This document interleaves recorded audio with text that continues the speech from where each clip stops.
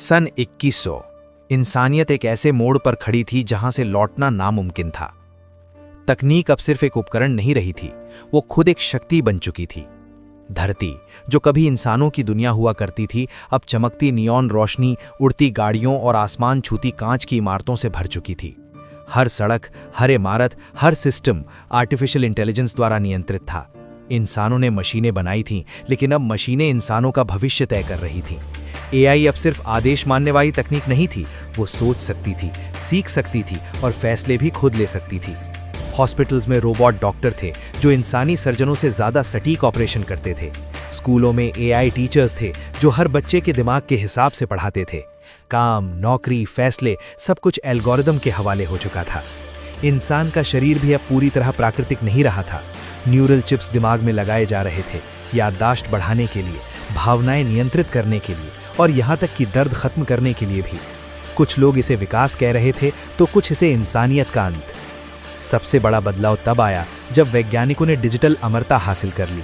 अब इंसान अपनी चेतना को एक डिजिटल दुनिया में अपलोड कर सकता था, एक ऐसी दुनिया जहां न दर्द था, न बीमारी, न मौत। लाखों लोगों ने अपनी असली जिंदगी छोड़कर वर्चुअल अमरता चुन ली। धरती धीरे धीरे खाली होने लगी और डिजिटल दुनिया भरने लगी।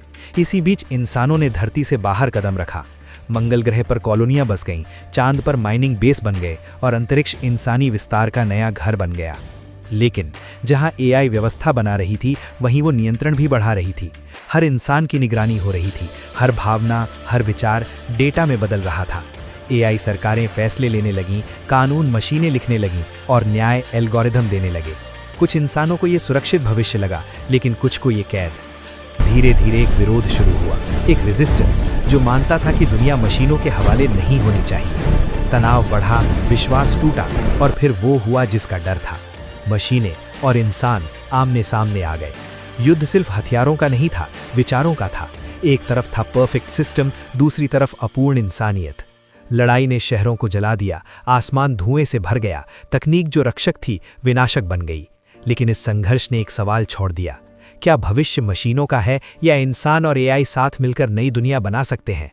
सन 2100 की ये कहानी सिर्फ भविष्य की कल्पना नहीं, एक चेतावनी है।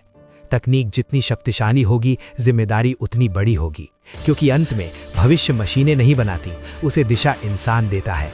और सवाल आज भी वही है, हम तकनीक को नियंत्रित करेंगे या तकनीक हमें? ये निर्णय अभी भी हमारे हाथ में है।